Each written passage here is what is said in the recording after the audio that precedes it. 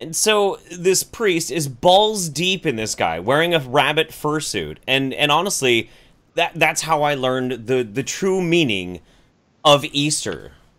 It's like a fucking Sunday night Easter special. I love it. If Yeah, only we pretty were doing much. one of those, huh? Well, shit, Yeah. we are doing one of those, Oh aren't we? fuck! Hey, what's going on, everybody? What's going on? Shit.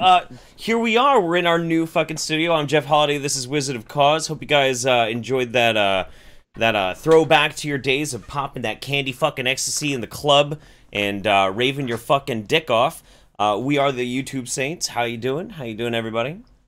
It's probably because I didn't hear the music playing myself, so that just sounded like some sort of random sort of, it's just kind of like, this show's sort of like just popping pills that a stranger gives you, a sweaty stranger wearing a wife beater in a random darkened club, and I'm of the age where I'm mature enough to say, yes, stranger, I will eat those drugs.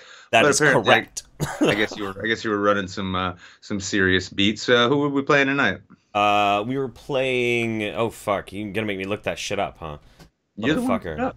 I know that I'm the one that put it up. I was like browsing around and I found this on a random royalty-free website, but it's a pretty good beat if you like some hardcore shit. It's by Outer Mind and Jousboxx. Yeah. Well, it was funny actually. It was after I think it was after midweek. Yeah, it was after midweek if I'm not mistaken. I went down to have a little whiskey at my normal bar, and I forgot that it was drum and bass night.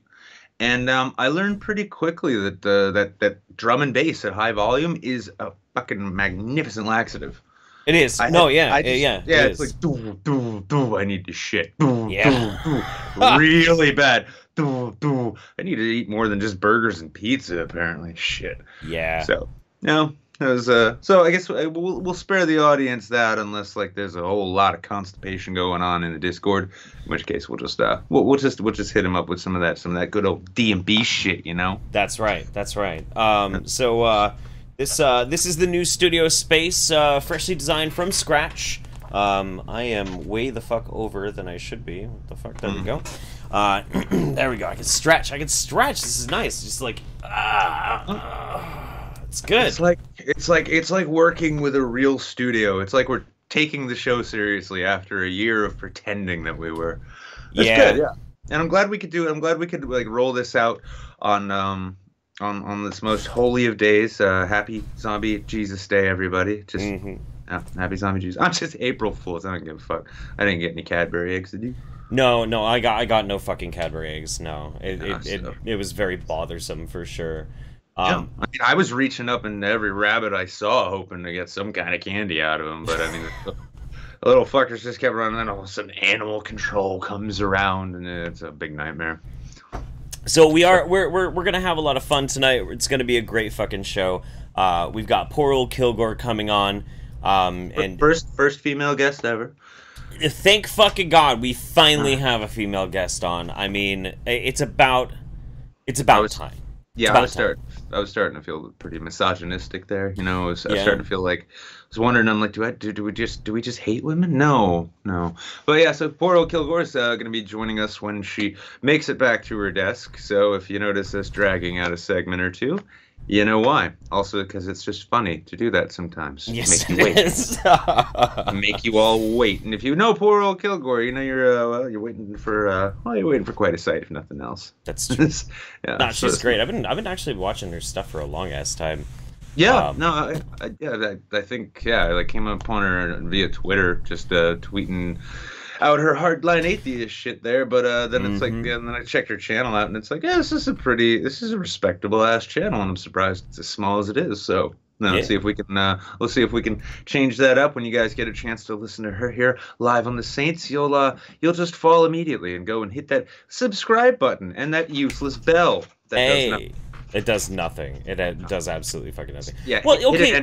Hit it anyway. Here's the thing, though, that's been driving me fucking crazy about this. Oh, and you know what? I was in such a fucking rush to get everything all set up, I actually didn't add any of our Streamlabs stuff. I am ridiculous. Holy shit. I think it's that one. Uh-oh. I think it's that one. Oh, jeez. Oh, no. Oh, no. Oh, this is bad. we're gonna just have to cancel the show now. No, I got it. I'm fixing it. I'm fixing it right now. Are you talking like the little graphic of Neil Breen getting smashed by a car whenever somebody throws money at it? yeah. I for some fucking reason forgot to actually put that in anywhere on any of our new sets. And we have more than just like the regular standard 2 or 2 when we have a guest. You know, we're getting fucking into this shit, man. We're next leveling this. Yeah, while Jeff was really just pouring all of his time and effort into creating this, I was partying with other YouTubers, but I feel like I helped in spirit. You know, I don't really want to talk about our division of labor right now live on air. Sure? No, I'm pretty sure. This guy's over here getting like a whole studio space set up by himself. Meanwhile, I had to call Jetty Lead in just to adjust my audio settings the way it goes. It's a good thing I'm a half-decent reader when I have to be. Shit. All right, well. Whatever, man. Hey, fuck, it got done. Who gives a shit? I know. If only I'd completed that degree through ITT Tech, maybe I, wouldn't have had these problems. I'd be doing stuff too. You didn't actually go to ITT Tech, did you? I don't think anybody technically went to ITT Tech. So I mean, it sounded, no, it was, it's like saying, I went to University of Phoenix Online, which means I opened up a laptop at a Starbucks somewhere in pursuit of a degree in interior design. There we go. Yeah. Okay. By the way, this episode of YouTube Saints brought to you by University of Phoenix Online. University of Phoenix Online, the best place to get a degree that won't do shit for you, but at least you can tell your parents you finished it. That's true. Fucking hell. Jesus Christ. Okay, and I'm done. Thank you for stalling. I appreciate that. Excellent. I was just babbling. I didn't know there was a purpose. I was producing, man. This is what I do. This is the smoke and mirrors of the YouTube Saints, everybody. Like I'll just blabber on and just banter with myself, thinking someone's listening to me. And meanwhile, he's actually getting productive shit done, and I had no idea I was serving a purpose in the first place. So. Ooh, shit. All right, so let's get into the news. I'm excited to try out our article screen. Here, are you guys ready for this? Hold on to your butts. Whoa. Oh, whoa. Oh, shit. Look at this. We can actually gesture and point at the fucking screen now. It's pretty amazing.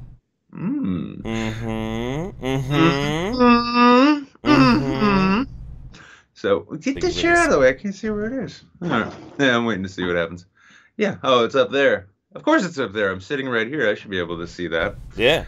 Yeah, now, just because I'm a little, nearsighted or farsighted or one of those two, I'm going to be reading this off my phone, and I'll take this first one here. So, all right. Our first, is it up yet? It's up. Yeah, there it is. It's up. Cool, yeah, so the first one here we got, professionals. With it. Yep. So, this is from CNN. Trump, no more DACA deal. I am, for one, particularly happy that we get to fight about something with a name like DACA, just because it's fun to say and even more fun to read. That's right. President Donald Trump, again, called for an end to the filibuster and said there will be no deal with Democrats on the Deferred Action for Childhood Arrivals, also known as DACA. Now, if you're not familiar, this is the program put together, I believe it was by the Obama White House. DACA? It was definitely Obama. Yeah, so it was Obama. Because it definitely wasn't George Bush, unless Tyson Chicken put him up to it. But so this is the program in which young people who've been raised here, they were brought here as children and raised here as Americans, but never got the citizenship because they weren't born here. Right. It was a program to sort of defer booting them out of the country to give them an opportunity to, finish their studies, apply for citizenship, and that sort of thing. And it's been a contentious fight because, as we know, President Trump has such a deep love of Mexicans, and he loves taco bowls, man. He loves taco bowls. They have the best taco bowls at Trump Tower, though. That's probably why he wants to boot all the immigrants out. He's gotten all of the recipes. Right. Yeah. So, and we all know about them recipes. Border Patrol agents are not allowed to properly do their job at the border because of ridiculous liberal laws like catch and release. Caravans coming.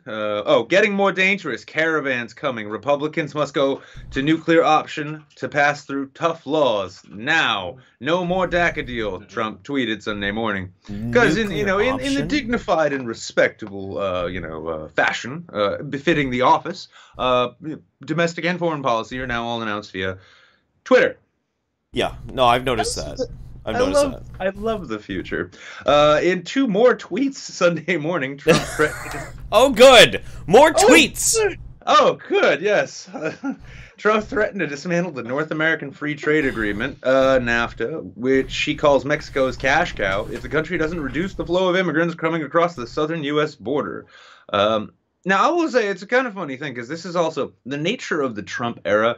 It really is offering us something of a interesting perspective on exactly how a lot of mainstream politics really seems to flow. Because prior to Trump, some of the biggest opponents to NAFTA were liberals who knew how NAFTA worked. That would not include me. That would not include me. I have no idea how NAFTA is supposed to work. Well, yeah, it's supposed to be, it's a free trade deal, but if there's one thing we know from free trade deals, trade deals of almost any kind, especially when they're like regional or hemispheric or global, it's that they usually work out exclusively to the benefit of massive corporations and usually turn to end up fucking all of the residents of given nations involved. With the NAFTA agreement, for instance, all of the manufacturing jobs, which flew down to Mexico so that the major corporations could exploit the near slave wages that they offered them down there, meant that the jobs that were here were lost to Mexico, fueling further sort of tensions between Mexicans and American workers. Likewise, we can oftentimes actually just sort of blame NAFTA for a lot of the sort of economic status of country like Mexico. Rather than having an opportunity to court and grow its own industry, it's getting industry that it basically is able to sell via offering stupid low wages. And it's done it works out for the companies. You know what's weird? I actually did once lose a job because of an illegal immigrant. That's actually true. That's it. I am 100% legit being true. I had a job as a mat cutter in a framing shop. It was a big warehouse thing where they would cut and fashion picture frames, and then that piece of fucking cardboard that's cut at an angle that you put in between the glass and your picture to kind of like really frame it inside the frame. It's called a mat. I was a mat cutter. And they decided that they wanted to get rid of me because they could get a Mexican immigrant to do it for like half the cost, which is illegal, of course, but they decided to do it. I wasn't really that mad though, to be honest, because that job really fucking sucked. Like really bad. It was a shitty job. Yeah. Now as this goes on, the president followed up on his tweets as he went to Easter Sunday church services in West Palm Beach, Florida. Okay. Mexico has got to help us at the border. If they're not going to help us at the border, it's a very sad thing between two countries. Jeez, fucking eloquence on this guy. Mexico has got to blah blah blah. Yeah, Mexico has got to help us at the border. He just repeats that. And a lot of people are coming in because they want to take advantage of DACA. And yeah, those fucking 2- and 3-year-old kids, they just can't wait to jump over the fucking border. It's all they're thinking about down in Mexico. And we're going to have to really see, he said. They had a great chance. The Democrats blew it. They had a great chance. But Mexico has got to help us at the border. Jesus fucking Christ, dude. How many times are you going to say the same goddamn thing? They flow right through Mexico. They send them into the United States. Can't happen that way anymore. Surprised it wasn't followed by a folks. Now, there is something to be said, I think, about, if you've got somebody who's grown up in the U.S., right? They're Americans. You send these kids back to Mexico, they're just going to be dark-skinned gringos. They don't know they haven't grown up there, acclimated to it. I, for one, I think to a certain extent, if it's going to give them the opportunity to pursue actual citizenship, which I think is the main thrust of the thing, then we're talking about Mexicans and Trump and thrusting. Someone's getting fucked, ain't they? But yeah, I mean, I'm honestly kind of split on this one. You can't blame these kids. No, not really. Not really. No, you can't blame the kids, and if you can't even really blame the parents, because if they brought their kids here so their kids could have better lives, that's good parenting. Now, never. No, go ahead, go ahead. It was a completely non sequitur out of nowhere, and it has really nothing to do with what we're talking about. Oh. I was just gonna. Yeah, I find immigration policy stunningly interesting too. So. I was just saying, I once had sex with a Mexican woman who didn't have her 2 front teeth. I didn't know that at the time. I had no idea. Did they get rounded up by ICE and deported? No, she was a legal citizen. She was an American. She was just Mexican. But I didn't know that she didn't have her 2 front teeth. But we were banging in my friend's trailer that was parked outside of his nice house because he didn't want to just like. I'm not even gonna bother asking if you knew her name. It was a cat. No, like, I don't. No shit. You didn't notice she was missing her 2 front teeth. I'm not surprised you didn't know her name. He had this camper trailer that he'd take camping. And he gave us the key to go and fuck our brains out in there, and she went down on me, and I was like, hey, this is great. Feels a little weird, though, but it feels great. And then, like, pops off and looks up and smiles at me, and she's missing her 2 front teeth, and I was like, oh, I didn't notice that. And, you know, the question could be asked, you know, and where'd your boner go then? But it's probably right back, you know, through that gap. Yeah. Boom. Yeah. Yeah, I may be shallow. I may be shallow. I'm not a quitter. Yeah, it's like you know, you ask the question. It's like, so how'd that happen? She's like, well, this one, I was doing this one time, and man was very aggressive. She spoke perfectly fine English. She didn't have a Mexican accent. She just happened to be Mexican. Look, we're talking about fucking Mexican immigrants and shit here. Like, and you're telling me she's like missing her teeth. So like that's the focus, and so I'm just supposed to assume that she's speaking like she's from fucking Portland. In the chat, Anna Hot of Hearts, donate for Jeff's Mexican gum job. Hey, you know what? You know what? Share being calls has never been announced here. She was she was actually very, very good at it. And she was a very lovely, intelligent, and nice woman. With a mostly gorgeous smile. You know. Mostly. No, okay, so the thing is, too, one of the things I did want to mention is this whole DACA thing is really obnoxious. The debate over illegal immigration is always a very frustrating one. At least they stopped trying to use the war on drugs as an impetus for what they're talking about, because that was getting fucking annoying.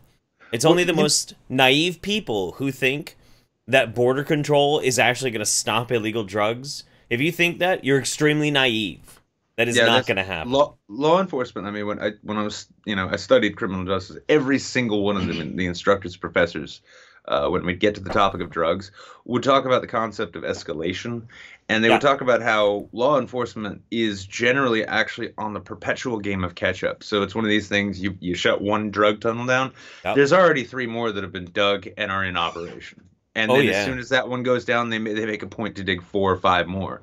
Right. And there's no stopping drugs. One of the things I find obnoxious about this immigration debate, though, too, is that so like, you know, you hear a lot of people saying, like, we need to go after the employers, right? And that does make a certain amount of sense. But when you say that, most people end up, they weirdly start thinking to themselves that it's all about, like, oh, we gotta do this so we can, you know, shut down like the painting companies and boot them out of the kitchens and shit. You want to? I mean, a lot of these illegals, when they come over, they're brought over by coyotes on the payroll of companies like Tyson Chicken. Coyote. Yeah, they straight up advertise down in Mexico saying, "Hey, come with us up to the States and you'll have a job here." Yeah. And these guys are like, I'd love to go to the U.S. and work. And then what happens is they end up being like, you know, effectively slave labor in these chicken plants and these poultry plants and shit. And every so often, to keep everything working correctly, the companies will sacrifice a number of them to the blood god, to ICE. Well, yeah, to the blood god, but yeah, to immigration services. And then they'll just go back and, like, so for every one they send away, they'll bring 2 more in and employ them until they're ready to get rid of them. Right. So it's, I mean, and you know, I don't think we'll ever hear that from actually any member of Congress, really, outside of the ones we can't stand listening to, like Maxine Waters. Right. Well, dude, I love listening to Maxine Waters. I think Maxine Waters is hilarious. Let's check up on Streamlabs real quick. We've got... Oh, shit. I gotta refresh this thing because it's not updating like a motherfucker. There we go. Alright, Streamlabs. We've got Dragon of the West. Historians say, turns out Good Friday fell on April 1st, and according to Judas, it was all supposed to be just a prank, bro. That's true. That's very true. Dragon also said, just realized Nick looks like Tom Cruise in The Last Samurai. You do, actually. You do. Some good hair, you know. Hair game goes a long way. I did actually just recently watch that movie again. Spectacular Wanderer says, I fucking love the new set, guys. Good job. Thank you very much. Appreciate that. This was all very expensive. It was. And time-consuming, too. I mean, I can't even tell you the numbers of hours I logged waiting for Jeff to finish with this. I don't even want to talk about how much I stressed over this fucking set, dude. No, I'm serious, though. I was fucking stressing over this. It was agony at times, but yeah. All right. It was all worth it. It was. All right, so our next article is not centered. We've got Chinese space station Tiangong-1 projected to land off Brazil coast. I didn't hear about this at all. Like, this is interesting. yeah. I thought it might catch your attention there. I mean, it just sounded like an interesting one. A space station is falling from the sky. That's pretty good. That's a pretty good story. A defunct space lab is expected to land in the South Atlantic Ocean off the coast of Brazil, authorities in Beijing said late Sunday. The Chinese Manned Space Engineering Office, CMSEO, said that the lab known as Tiangong-1 is expected to re-enter Earth's atmosphere in an area centered on 19.4 degrees west longitude and 10.2 degrees south latitude. What is it? Late Sunday. Oh, about now, eh? Hey. This is how Jesus is really coming back to us. He's crashing. He's crashing to Earth from his space station. He's surfing on a fucking Chinese space station all the way back down to Earth. The 8.5-ton lab will mostly be burnt up in the atmosphere and is highly unlikely to cause any damage on the ground. The CMSO said on its website the most possible re-entry time is 8:49 a.m. local time Monday. Where is it? Brazil. Okay, so we got a little bit of time. Yeah, before Jesus actually comes back. Mm-hmm. Yeah. That's going to be like 4, 5, 6 a.m., I think, Pacific Standard Time, something like that. Although the Chinese station has received intense media coverage each year, around 1,000 large objects such as lost satellites and rocket stages fall back to Earth. 1,000 every year? It's pretty fascinating to think, huh? What the fuck? We are messy. Yeah, I mean, space. I mean, the space around our planet is a fucking. It's a minefield. It's cluttered as fuck. Not just with the satellites, but like parts of shit, defunct this and that. Yeah, it's kind of a mess up there, and it kind of makes you wonder too. Like when you see a shooting star in the sky, right? Like how much of that is an actual like legit meteorite coming out of space, and how much is just a piece of shit like the Soviets shot up last century that finally degraded. You're blowing my mind right now. You're making me think that like the space surrounding our planet is as messy as like a NEET's fucking bedroom. Like what the fuck, dude? Almost. I mean, if you want, I mean, like actually, see if you could find it. See if you could find it somewhere. But there are graphics of how cluttered and junked up the orbits around Earth are. Now there's so much raw, open, free space out there that, yeah, it's not like we're colliding with shit constantly. But yeah, there's a lot of shit just flying around at various orbits. It's pretty fascinating. That's fucked up. Yeah, this is interesting because it's a whole space station that's coming down now. And for another point, did anybody else know that the Chinese had a space station? No, I had no fucking idea that they had a space station. I had no clue. there was the Russian one, which they kept like it was only supposed to be out there for a little bit, and then they just kept sending out packets of Elmer's glue to repair it. Yeah, Mir. Yeah, a space station Mir. But yeah, I had no idea the Chinese had a space station of their own, and now it's coming home, folks. Are you excited?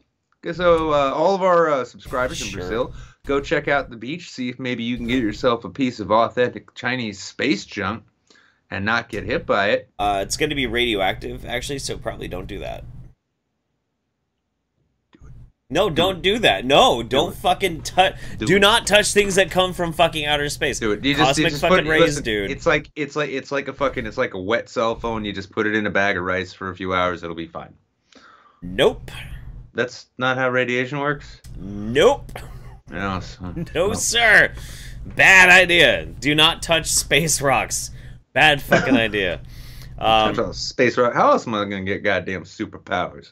Although the Chinese station has received intense media, don't you think that would be so funny too? To actually do like a satirical sci-fi thing where they're like, "Yo, we're in space. Yeah, we're gonna get like superpowers and shit," and then they're like, they cut to the next scene. It's like, "Well, you've got cancer."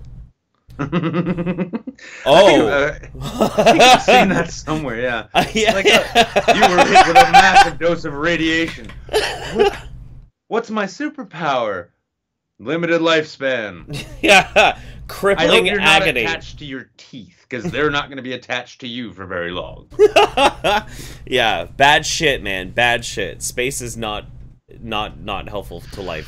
Although the Chinese station has received intense media coverage when each year around 1,000 large objects such as lost satellites fall back to. Okay. Only one person is known to have been hit by falling space debris. American woman Lottie Williams, who was struck but not injured by a falling piece of U.S. Delta II rocket while exercising in an Oklahoma park in 1997. That is some bragging rights right there.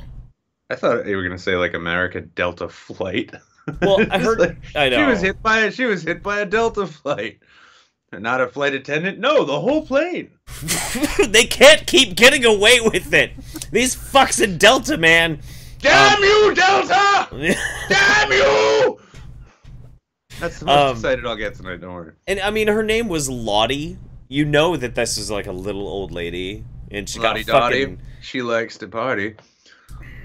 She does. She does. I didn't have anything else prepared. She likes. Anyway, most famously, America's 77-ton Skylab crashed through the atmosphere in 1979, spreading pieces of wreckage near the southwestern Australia city of Perth, which fined the U.S. $400 for littering. Yeah, that's good. Oh, back before Australia was just like hopelessly cucked out. It's like, well, yeah, no, we used to have a sense of humor, you know. Well, we still kind of do. Have you heard of Bering? Yeah, that's about the end of it. That and Tim Minchin. That's about the end of it, yeah. Yeah. It's all Crocodile Dundee's dead now, isn't he? Okay, so the thing that's Crocodile Dundee, he's still alive. No, Paul Hogan's been dead for a while. No, Paul Hogan is actually still alive. He is. They're making a Crocodile Dundee reboot. Did you know that? It's not a reboot that's not starring Chris Pine. I'm amazed. Holy shit. It's no. This is what's so fucked up about it. It's starring Danny McBride as the dopey, dumb, disappointment son of Crocodile Dundee. I could have sworn Paul Hogan died. Who I think is coming to, if I'm not mistaken, he's coming to Australia to learn from his dear old dad, how to be a Dundee. And Paul Hogan is old and cranky and gonna like teach Danny fucking McBride. Okay, that's a bit of that's kind of mind blowing for me right there. Just because I mean the same thing happened with Stacy Keach. Is Stacy Keach dead yet? Who the fuck is Stacy Keach? Stacy Keach. He was in like the Cheech Chong films. He was in American History X. He's got that hair lip, right? Yeah. No. Oh yeah. Okay, I know what you're talking about. Yeah. I swear to God, it's like I must have been Mandela'd a few fucking dozen times on this because I heard Stacy Keach died like 4 or 5 times, and then he keeps showing up in something new. Now I am pretty goddamn certain I remember Paul Hogan dying because I remember saying, "Oh no, there's no more Crocodile Dundee movies. My life will never be the same," and then I got over it. Fucking Mandela. I swear to God, I don't know why. I just ignited the fucking chat and they're super pissed off. They're like, that was an ad. Yes, I know it was an ad. I'm fucking with... It's April Fools.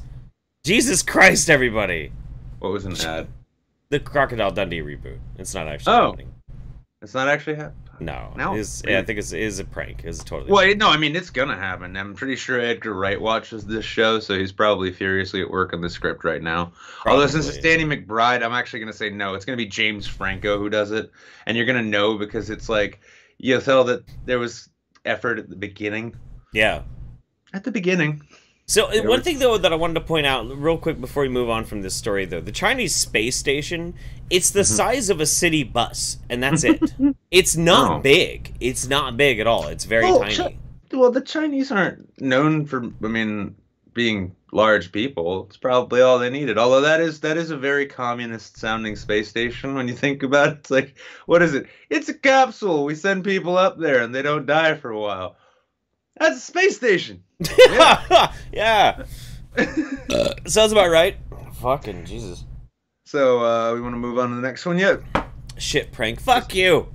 Don't tell me if my pranks are shit. God damn it. Sons of bitches. I didn't know it was a prank, for the record. I forgot that it's Easter, which means that we're all supposed to play nasty tricks on each other and hurt each other with the emotions and stuff, the way Jesus taught us after he was like, is the original April Fool's gag. Think about it. He's like nailed to a cross and stabbed in the chest, and then he dies. And then a few days later, he's like, surprise, bitches! Gotcha. Fucking chodes. Ha!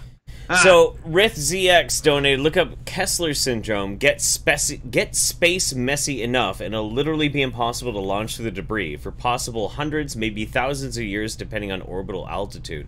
I have heard that before, but I didn't actually think it was that bad that we had 1,000 chunks falling back to Earth every year. That's insane. Well, that is pretty insane. I mean, yeah, but I mean, it's even scarier too when you realize how much shit's not falling down.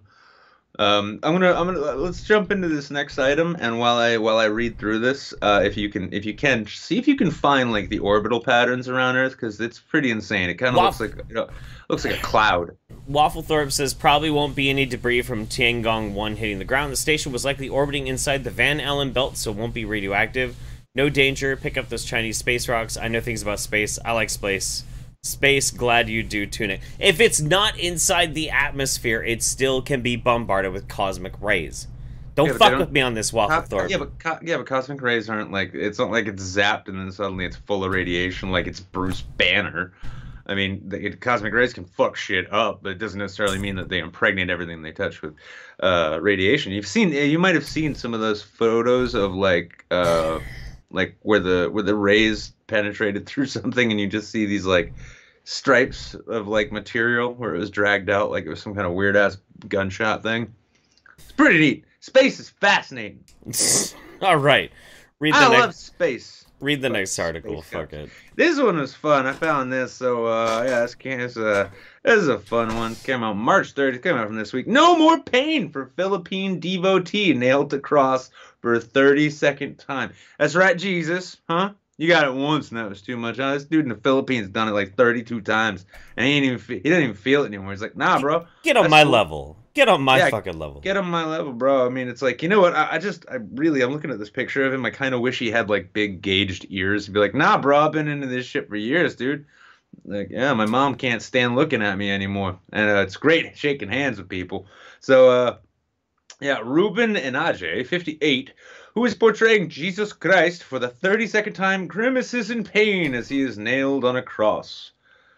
A Philippine man who has been nailed to a cross every Easter for the past 32 years in a Good Friday reenactment of Jesus Christ's crucifixion says he no longer feels any pain from his wounds. Ruben Enaje, 58, again portrayed Christ on Friday in the traditional religious rite in Kutud village, about 67 kilometers from the capital of Manila. In the past, I went home injured and limping. Yeah, you had fucking nails driven through your hands and feet, bro. Yeah, that's technically an injury if I've ever heard of one. But this year I feel so great. Oh boy. Yeah, to all you parents out there who might have teenage kids who are getting into cutting or something, show them this guy. Yeah, or don't. Just call them amateurs and shit. Like, yeah, pussy. Now, he said, I feel so great. And Ajay said after the ritual held under a sweltering sun. He said he believed his strong Catholic faith helped him avoid pain. No. I feel like he is telling me, go ahead, keep it up, he said, referring to God. That's the kind of God I could honestly get down with. The kind of dude's like, what the fuck, he's doing it again. Nah, bro, you just keep doing you. You kind of seems like you enjoy it now. I don't get it. Jesus is up there like, why would anybody put themselves through that? God damn, that shit sucked. I was glad when I died and then came back and was like, haha, bitches, surprise. Yeah.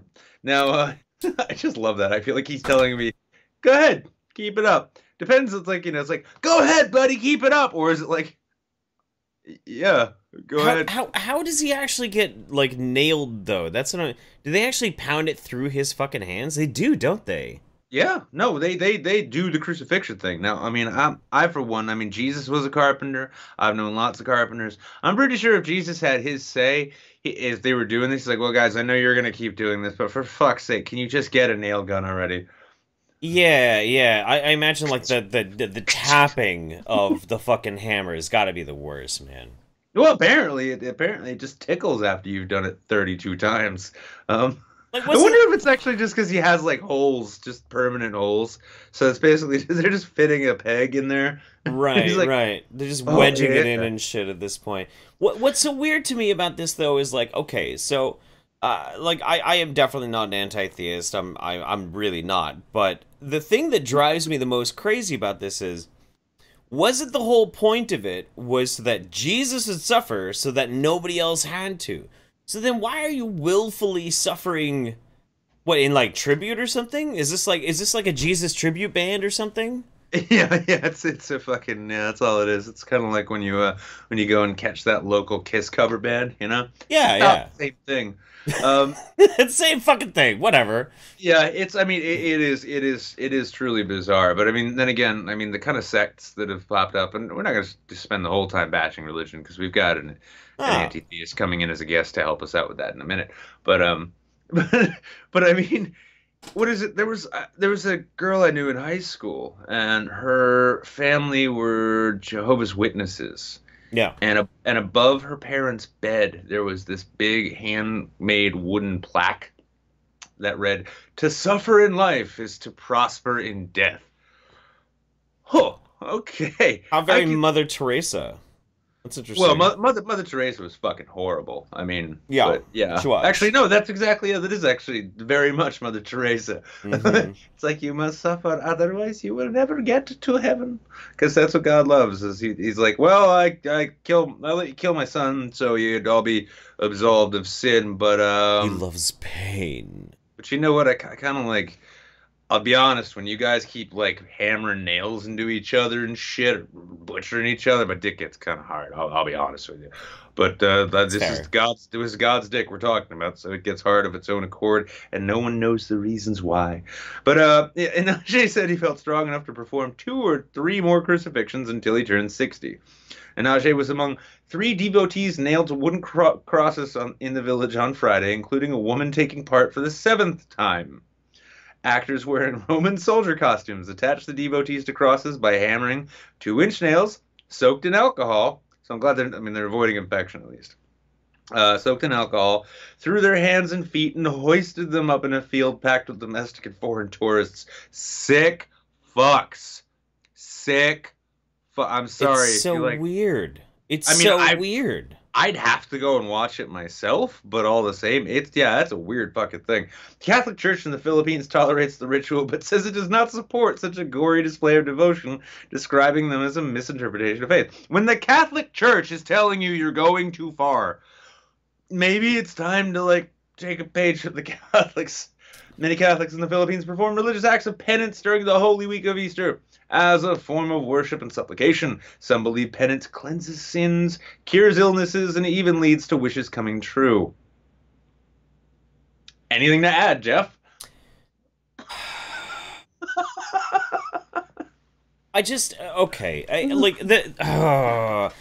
ritualistic, bloodletting, ritualistic pain, like sacrifices is a natural part of like any type of faith system.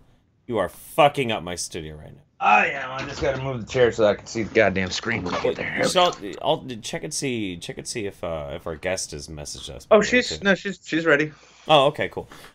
It's very natural. It's very normal, and I understand that. I don't have that much necessarily to disparage against like how these people are trying to like promote and embrace their faiths and shit. Like, I get it. It's fine. But again, like you were saying, when the Catholic Church itself is like, we get it, But whoa, buddy. Maybe it's time to reevaluate what you're fucking doing. If you, and that's another thing too, if you're saying like, I barely feel it anymore, aren't you defeating the fucking point? Isn't the point to embrace the suffering of that which you are actually trying to pay tribute to? He suffered and he fucking died. So you should be suffering. When you're no longer suffering anymore, stop! Hang it up, bud. You should you should fucking stop. What's the point?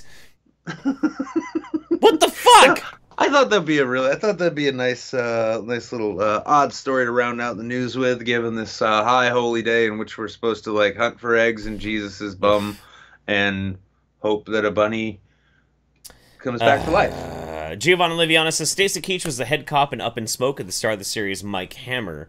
I think I'm remembering who it was. I'm gonna go look at a picture of her in a minute. Sunbird 2 Turn says, like Jesus, I too arose 3 days later from poor choices made with vodka cranberries. I mean, it happens. Giovanna Liviana, it's the institutionalized masochism of slave morality. Oh wow. And we're getting Nietzsche in here, huh? Buddy Christ says, what? Doesn't everybody come down with a sudden case of stigmata? I mean, every now and then. It does happen. It does happen. Every so often. I used to think my itchy palms were just a matter of masturbating too much, but you know, then turns out I just got filled with the Holy Spirit, and I got to let it out every so often. You understand? I understand. Talking about jizz now. Let's get poor old Kilgore. Yeah. So our guest, we got a guest coming on tonight. Fun guest, somebody I've kind of been following for a while. Her name is Alyssa. Goes by PoorOldKilgore, both on Twitter and over on YouTube. Rather staunch atheist, and there's other attributes that people seem to admire. And I just dripped fucking wine all over my white shirt, motherfucker. Goddamn. See, that's what happens when you disrespect the Lord. Fucking hell! All right, let's get her on. All right. Oh yeah, I have to do everything now. I forgot about that. Yep, I sure do. Yep. I'm just gonna sit here with my phone and my beer, and yeah. And now I have to find her. There we go. Yes, that's her, right? I think that's her. Oh yeah, that's definitely her. Let me. Most definitely. All right, and then I gotta work some magic. There we go. Let me work some magic really super fast here before we move on and we introduce you. Really happy that you're on the show tonight. Aloha Akbar, as they say. Hey. In the language of my people. Yeah. Almost got it. This is the first time I'm doing a guest with this setup. Brand new studio. Okay. Yeah, that's why. Okay. Here we go. And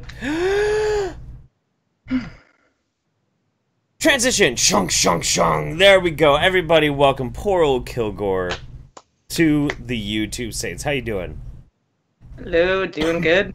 Thank you for having me. Thank you for making it back. Actually, you were actually heading back to the same place that I left this morning in a mad dash to get here to do the show, and so you were off, I assume, practicing some rites and rituals. Were you nailing anyone to crosses, perhaps? Just eating a ham and various other things. So yeah, my family's like, they will call themselves Christians, but they never go to church, and they're totally fine with me and my brother being like really atheist. So yeah, it's awesome.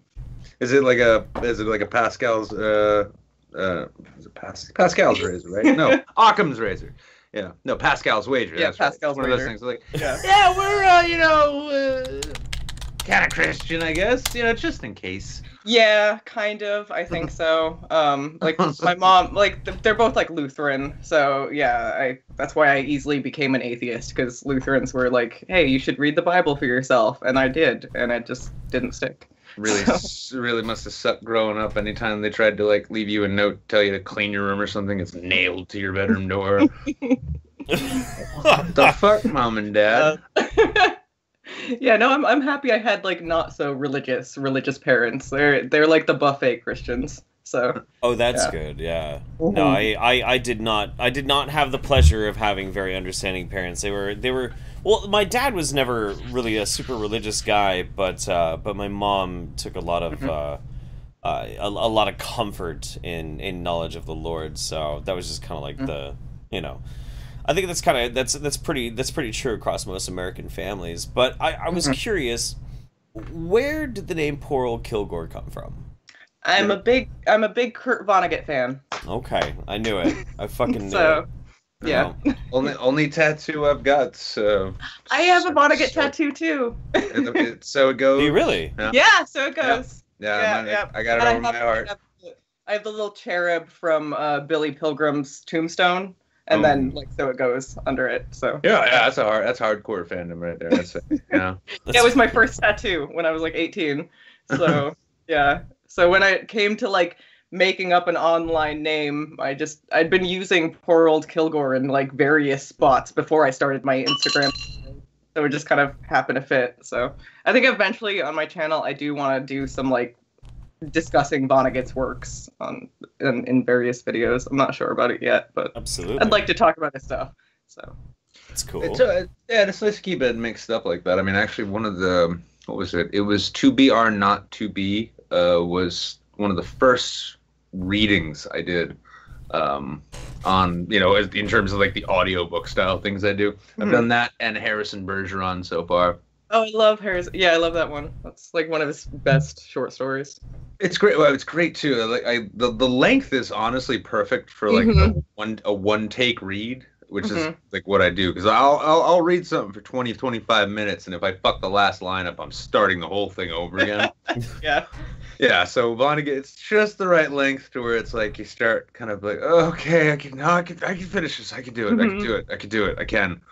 I think I'm not like, I love literature. I'm a big fan, but I'm not like a huge book nerd. People always assume since my name is named after an author, I must be like really, really into books. But I'm not so much, and it's first because I don't have the patience for long books, and something about the way Vonnegut writes just kind of sucked me in, and I'm like just able to read his stuff and like read it much faster than I read other stuff, I guess.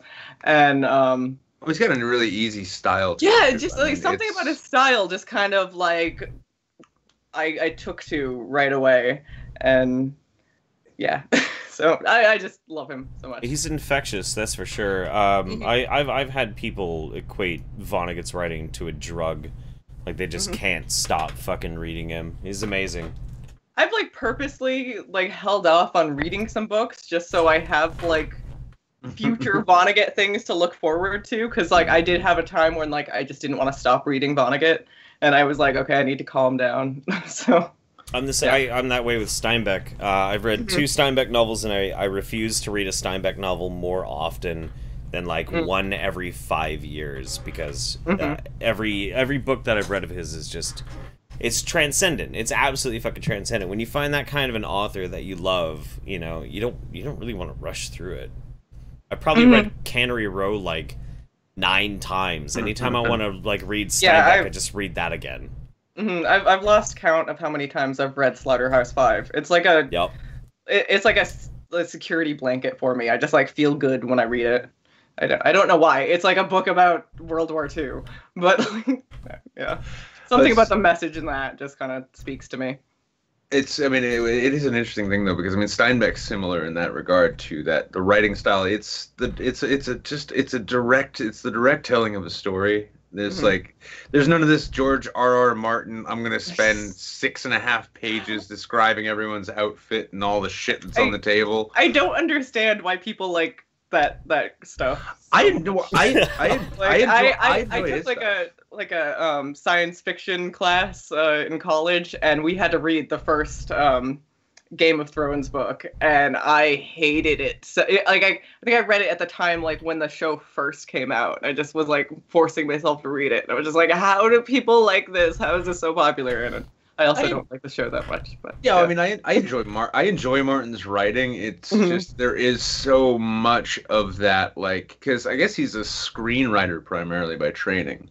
And so when you read that shit and you see he, like, before anything happens, he'll spend half a chapter describing what everything looks like to a T.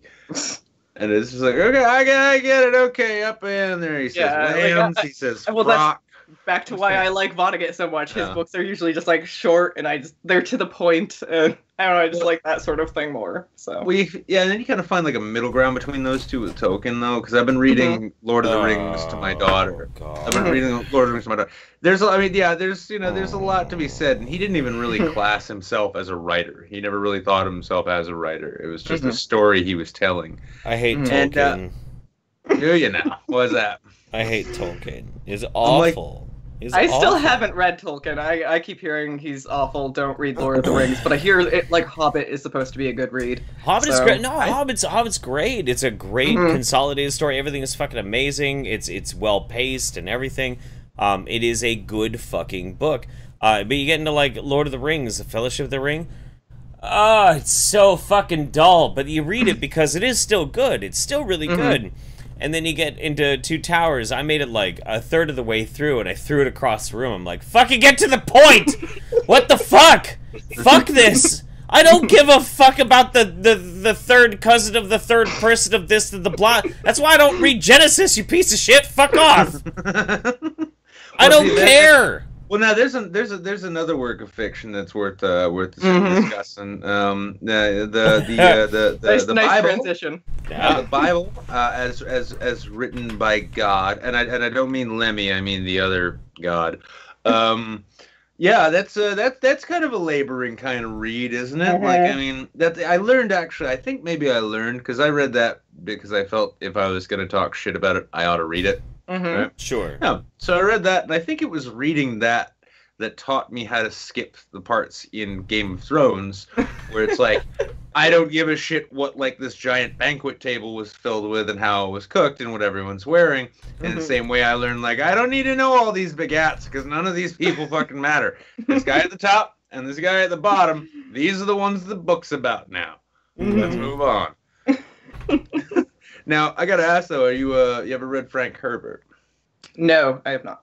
Oh, see, that's my jam. Exactly. That's now, my jam. but there's another super verbose, detail-oriented writer who writes these massive tomes, and yet at the same time, no, Dune is a big fucking book. Oh, okay. Yeah. Okay. Well, I had ex-boyfriends that were really into Dune. Yeah, it's a wonderful story. But I think with that though, it's the tone of voice, which is honestly like why I think, even though it's been tried multiple times and didn't always work, I think the Bible could deal with a rewrite, an update. Maybe we can get J.J. Abrams to come in. Yeah. J.J. Abrams could rewrite. I was actually thinking the other day, I would have way more respect for like buffet Christians and like buffet Muslims if they literally just went through their shit and pointed out what they liked and just made new books. Like, okay, you don't like what's in the Old Testament? Okay, then make a whole new Bible. Like, I'd have way more respect for that. I would be totally down. Take some of the morality plays that you see in the Bible, fictionalize them a little bit, and make them a little bit more engaging and exciting. The message stays the same, which could be a fine message, or it could be even a bad message. Who gives a fuck? Like, it's literature. And people would be more into it. I mean, like, the fucking Epic of Gilgamesh has been recreated a bajillion fucking times under different different names and different stories. And do the same with the Bible. Why not? Yeah, I mean, the Coen brothers did a great job reinterpreting the Odyssey, didn't they? Yes, with they O Brother, did. Where Art Thou? Yeah. Yes, they did. And the Wachowski brothers did the same thing with the story of Jesus in the second Matrix movies, which That's right. That's right. I do think that's kind of a better Jesus story than the original Jesus story. I don't remember any time in the original Bible where motherfuckers were like just jumping up onto the roof and firing fucking Mac-10s at people. And also, I don't believe that what's her name? Trinity? Trinity. I mean, there were no descriptions in the whole Bible about what an ass looks like wrapped in vinyl. Bouncing off a glass building. Love that scene to death. Mary Magdalene would have been a much Crazy. more compelling character if she was wrapped in fucking like skin tight latex, you know. Just saying. Mm-hmm. Yeah, Mm-hmm. exactly. See, this is like Yeah, this could is do the like martial arts and yeah. Yeah, now this is the reimagining we need. We need it all to be set in some sort of like cyberpunk kink goth club, right? Mhm. Yeah, Jesus is like a homeless guy who came in looking for a glass of water, and they're like, "Fuck this dude," and then they gave him a whole bunch of fucked up body piercings, right?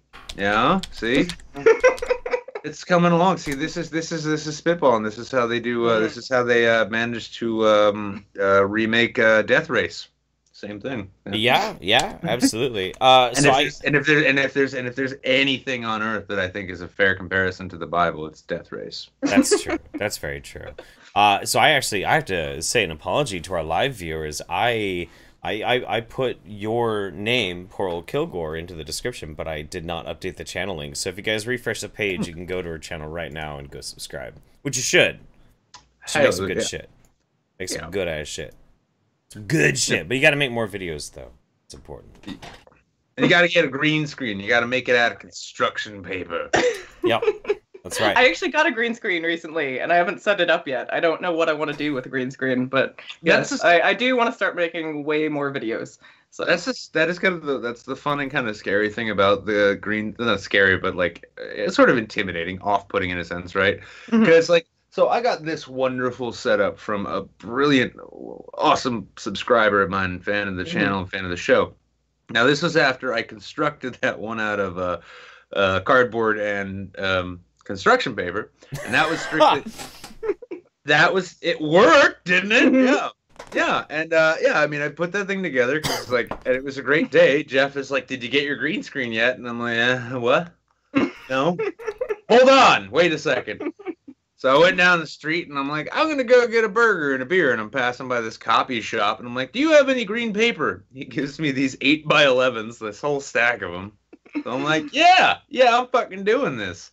Then I get a real one and I'm like, yeah, I'm going to make great fucking videos on a green screen. What the fuck am I going to, what do I do with this? yeah. What do I put? And then I found the ink. I just sort of want to recreate the scene from Wayne's World. That's like the only thing I can think of right now. We're in Delaware. We're in Delaware. Wow. You're Delaware. It's Delaware. Delaware was I've watched nice. that movie way too many times. I actually really did like Delaware when I visited. It was pretty good. Yeah. It's pretty nice. I went there once. Yeah, well, if you gotta get DMCA'd by anyone, it might as well be Mike Myers. Yeah. Like, that was my bit. It's like, dude, this is like half of the shit we do on our show is your bit. No. Wait. Oh, now you own the channel. Fuck. Yeah. Oh, God. It's true. Oh, Although, Christ. if Universal is the one that owns the Wayne's World property, I can say much love to Universal. I did a video a while back about suicide, right? And I used this clip from the Blacklist. I didn't even monetize. I'm like, I'm not gonna make money on this video. It was like a 1.5-minute clip, right, or something like that. I got hit with the DMCA, but they didn't do a takedown, right? And then I just tweeted at Universal saying, hey, thanks for not taking my video down because it seems to mean a lot to a lot of people. And then they withdrew their DMCA the next day. Wow. Yeah. That's crazy. Yeah, it's very rare that, of all things, a corporation or an entertainment company. Yeah, would like pay attention. Yeah. Yeah. Weird. I mean, maybe that, or they just like looked at my Social Blade statistics and said, "That doesn't matter. No one's." That is always entirely possible. Oh my God! Oh no! Oh, I came ill prepared. My body of Christ is run dry. Oh no! Son of a bitch! Hang on, wait. Put it in a cave and leave it alone for 3 days. It'll probably get filled back up. I still got this. Yes, you do. That's a terrible idea. Oh, all right. So, Alyssa, just to give you a heads up, because this might come up. So Jeff had a gift sent to him in his P.O. box a while ago, and it was a bottle of Polish grain alcohol. Oh. That says flammable right on the bottle. And it's dangerous. it's painful. I've seen him. I mean, there was a while I thought he was hamming it up when he'd take his shots, but no, it's like it's a legit need a full day of recovery kind of thing after 2 shots of this shit. Yeah. And so yeah, if some of our people, and they're going to be sending me one too, so I mean, between our various stages and levels of alcoholism, we'll see really how bad it is. But yeah, it's So if particular super chats or like particular donation level is met, and it is hence demanded of him, Jeff may end up dying on camera tonight. In which case, I'd like to introduce everyone to the new co-host of the YouTube Saints. She's got her own green screen. She's been looking for a reason to use it. Alyssa. God damn it. It's okay, Jeff. We know you'll survive. Somebody's asking how much to finish it off tonight. Do you see how much is left of this fucking thing? No. Jesus. That is no. You know what? $1,000 and I will polish this fucking bottle off. $10. $10? No, fuck you. 10,000, 10 grand, dude. Come on. No, my life isn't worth that much. That's silly. Yeah, well, that's why no one's gonna pay it, and you're not gonna have to take that shot. People just be like, "Here's $200 to like do a shot with a lemon." Somebody's saying I'm gonna be drinking grain alcohol at Kilroy. Probably, yeah. Actually, that is probably going to happen. Honestly, it is Arizona after all. I mean, just take a trip out into the desert and find some trailer stuffed up in some random rock crevice far off the main road, and he's like, "Want a drink?" Sure. Maybe what I should do is I should pack up what I have left here, and I should bring it with me to Arizona, since you and I are both going to be there, and I can make you take a fucking shot of this shit. I ain't afraid of no shots. Okay. Yeah. All right. I am a writer, which means shots. Very Hemingway-like. Nick is very Hemingway-like. I predict Nick will become more Hemingway-like as time goes on. Actually, I'm just gonna end up putting a shot. Because every time I spend so much time on a webcam that I'm certain the FBI is watching me. Oh yeah. Just splatter my beautiful gray matter all over the roof of this apartment. Goodbye, deposit. Okay, so I need to catch up really, really quick. Gonzo Duke says, Jeff, could you please explain that pic you sent to Spino on Twitter? Okay, so I did send a picture. Was it the Oscar pic? Yeah, it's the same picture that Oscar Jungel has been posting all over the place. For those who don't know, there is a picture that's been circulating around. It's been on the internet for a while. It's of 2 young men, and one of them has picked up the other young man and is wielding his penis like a sword. It is probably one of the best pictures I've ever seen in my life. It's amazing. I thought it looked more like he was wielding the other young man by his penis. Yes, pretty much. Pretty much. Yeah. Thank you, Oscar, by the way. I'm so glad you couldn't make the show, but you gave us that. Yeah. Somebody else's dick pics. I appreciate that. It's always good. Wafflethorpe. Unsolicited dick pics. Wafflethorpe says, also, I was listening to the show in the shower. Nothing sexual about it unless you want there to be. I don't know. Fantasize as you wish. You better be jerking off while you're listening to us in the shower. I'm just saying, man. Goddamn cleanest thing in this show is our subscribers right now. Giovanna Liviana says, Jeff fixed the link to her channel. I did. Rhino says, Google spray shits on X-Gens with no Easter doodle. Suspect Bezos for inspiring controversy. Look, we're going to get into that in a minute. Yeah. In a little bit. Praise Bezos. And also praise Angus. Praise Angus. Angus is the best. Yeah, on this, the day that he woke up from his nap and ate his kibble for our sins. Praise Angus. Yes, that's true. Rather Controversy says... Zebro. Holy shit, Zebro is a wrathful and jealous god. We can't forget him. We have not talked about Zebra in a while, man, but we actually really do need That's to. Probably why, everything's been so difficult lately. He's displeased with us. He's like, where are my Easter eggs, you bitches?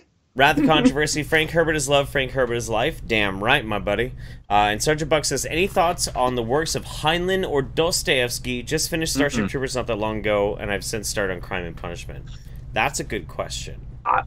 I got an interesting thing I want to throw out here.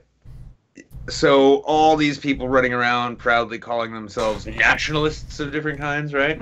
Right. I am surprised. Well, I mean, actually, I shouldn't be surprised, but clearly none of them read science fiction because Heinlein ought to be their guy. Probably. Like, I mean, when it came, and I mean, he wasn't like, he wasn't like a staunch nationalist in this modern horse shit type of way.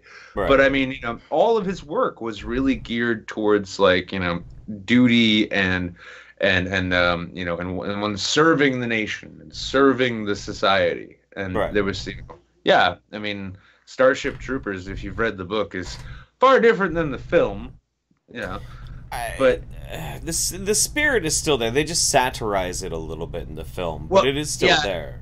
Yeah, and you can, and well, I mean, it is kind of weird though, because what was it? Izzy was the name, right? So yeah, I mean, like in the film, there's the whole thing where Rico hooks up with that one chick on the battlefield, and then she ends up getting killed. Diz, yeah.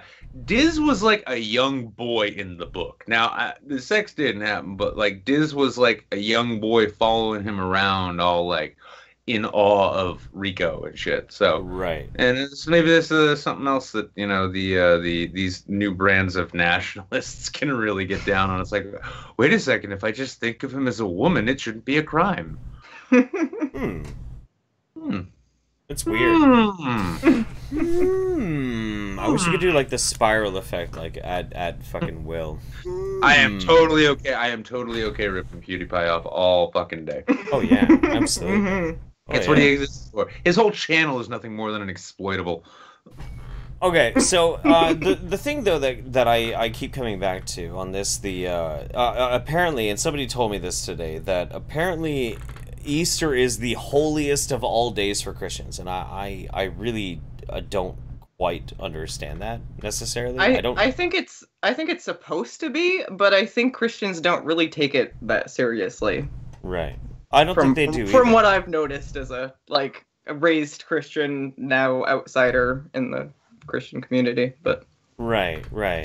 I always assumed that like the holiest of days is supposed to be like Jesus' birth. It wasn't necessarily supposed to be like the death and resurrection. Well, no, for me it makes sense that it'd be the most important for Christians because this is the time that he sacrificed for all of us and took away our sins and did that little magic ritual. I thought it was when he came back. Yeah, the Easter's when he comes, but it's like for the whole like weekend you're supposed to be like reflecting on this, and we gotta. I mean, you really gotta hand it to those old time plagiarists when they're like, let's see, Festival of Life and Rebirth. Oh, I got the best idea. So here's the thing, right? So we're gonna kill JC at the end of season 2, right? Hold on. Also, the fact that there's like dying and rising gods like before Jesus. Yeah. So there's virgin births. There was children being put in baskets and sailed down rivers and shit. Yeah, I mean it's all it's all recycled, and I really do like they're like, ooh, Istar. What was that? That was a thing, right? What was she? Banging and having new kids and shit and everything regrown because it's springtime and the winter's over. Hallelujah. Okay, you know what? So we're gonna kill the protagonist here, right? We're gonna have all the secondary characters mulling around for the season finale. They're all gonna be confused, and then we're gonna bring it back a couple days later. Big reveal, big season opener. Guess what? Oh, that's right. No, I'm still alive. This shit's like an episode of Sherlock. Yeah, boy. God. Absolutely.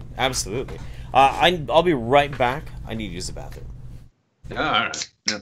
Too much red wine. And I gotta go get another beer. Soaked through his shirt into his bladder. I was actually gonna get wine. I was gonna get wine tonight. I couldn't get shit though because the stores were all closed because I forgot. Yeah, New Hampshire. Oh, here in New Hampshire, it's Sunday, and it's not. No, it's not even like a religious thing.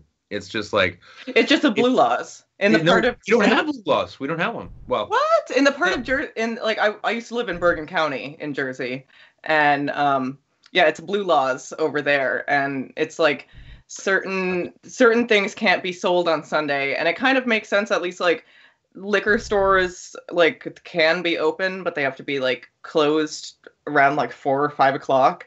And but the weird thing into it is like there's just this list of like stuff that can't be sold that doesn't kind of make sense. Like clothing can't be sold on Sundays. Like the mall, like Jersey is like the mall state, but on Sundays in Bergen County, mall Jersey's fucking weird too. I mean, like I've heard it told. I love Jersey so much. When I lived in Philly and I've spent enough time in New York, and I mean, I got mixed feelings about Jersey all in all. But it's funny because I have heard, and I did notice it too when I've been on the bike, that so it's a famous thing. Jersey drivers are fucking terrible. But I think a central reason, a central part of that is so in Jersey, if you're just driving in the passing lane, they'll pull you over for that, right? No. No? Oh, okay, so they are just terrible without reason. So like I was driving down the pike when I was although since moving to Long Island, I've been like missing what Jersey drivers are like. So I don't know. Racing in like you got a 2-lane highway. Hey, let's all race in the right lane and only pass and then not pay attention, that kind of thing. No. It's just like stupid things around here where like the light will turn green and people just like sit there for a while, or like just like doing like a right turn. It's just like really, really slow and like they don't know how to do it. It's like the easiest fucking thing to do. And I'm just like, I have no patience for them. I think it's just my learning to drive in Jersey thing that I get very road ragey and like have no patience for Long Island drivers. So. Well, I mean, anytime I'd see the Jersey plate when I was in Philly, I'd know to give them a wide berth. See, like, soon I'm going to have to change my plates to New York plates since I'm, like, now living in New York. And I should have done that ages ago. But, yeah, I'm going to be sad not having my Jersey plates on my car anymore. Because, like, people won't know right away that I'm from Jersey. So... I should just get a stupid sticker on my car. Like, I don't know. Yeah, just like please be patient. I'm from Jersey. Yeah, like in Jersey, like you can't pump your own gas, and in New York you have to pump your own gas most places unless you find like a whatever the hell. Full service is a fucking rarity. Most places. I think Jersey's... I've found them around Long Island a little bit. I'm so happy when I find them because I'm like, oh, it's like being in Jersey again. Someone just will do my gas. Yeah, they exist. I mean, that really does just kind of smell of like, hey, how are we gonna like address this unemployment problem? I got it. Let's just make jobs that nobody needs, and then we'll make sure they stay there by barring people from doing things they're perfectly capable of doing on their own. No, actually, the funny thing is with Jersey, with like their law with its only like workers at the gas station can pump gas, like the gas stations have like lower insurance costs because they have like less risk with like just instead of random people handling the that makes a silly kind of sense. I mean, but right. Like, but I mean, Jersey's also the state in which like if you want to braid hair or do nails professionally, you need like professional licensing, right? Yeah, well, that makes sense too. Like for nails and stuff, like you can get like infections from improper nail equipment and whatnot. So, see, this is probably why the Jersey doesn't have a healthier libertarian stripe in it, does it? Huh? It's like, listen, if I want to get an infection under my finger that I don't get treated because fuck those hospitals, right? Then that's my fucking prerogative. But don't they look fabulous while I'm coughing up blood? No, that's fine. I like regulations on things. That's why I'm liberal and not libertarian. So. That's fair. That's fair. I'm kind of the same boat. I enjoy a good regulation or two. I don't like too much lead in my gas. I like my paint chips lead free, not for the health thing, but just because they taste better that way. You know? That's right. Hey, listen, you gotta eat shit like lead paint if you actually end up becoming a YouTuber professionally. Pretty much. Jesus. Hi, Jat.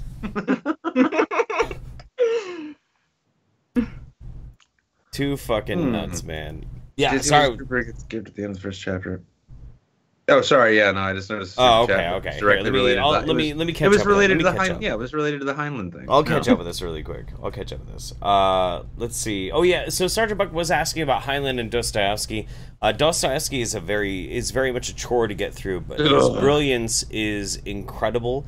Heinlein is a transformative author, absolutely incredible. What he had to say was not always the easiest to swallow, but he was a really brilliant and incredible person for what he created. And his writing again is the kind it says as much as you need it to, and then a little bit more, but not too much. Right. Yeah, he gives you the story and he illustrates it richly enough to the point where you're like, okay, yeah, I feel like I really get where you're going at here, as opposed to like something a bit drier. Like Gary Sanchez, I just want a Kung Fury version of Jesus with velociraptors and miniguns.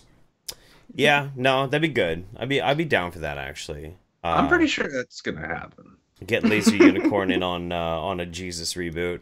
Rhino says, "Fuck Zebro, I serve the Dark Lord Hippopotomastopheles." I like it. Oh, the lore gets deeper every time. Wait, so if we all praise the Lord Zebro, is Hippopotomastopheles actually like the Satan to Zebro? I don't know. I mean, I kind of could get behind it a little bit. Hippopotomastopheles. It does kind of roll off the tongue. Although, you know, it would be better though if it could be like some kind of samurai pig, because kosher laws, yeah. And the Jew, even the Moon Jew, fears the samurai. It is known. It is known. It is known. Doc Squiggum's giving us another link for Lesser Saint Dapper. His aunt left this earth and needs money for the funeral and that sort of thing. I will put that in the description. I'll put that crowdfunding thing now. Yeah. Actually, put that one above above all the other links, just so that people see it, because funeral expenses are bullshit. Not all of them, just immediately, but yeah. No, I do like while you're putting that together. I did see shit. Who was it that put that up there? It was I only like organic paint chips. None of that GMO shit. I came in. I just had it up here too. Damn it! I'm sorry, homie. You know it was it was you. I know it was you. Oh yeah, Average Joe. Yeah, I only eat organic lead, not that GMO shit. Yeah, I mean, I for one, I hate it organic when my lead, huh?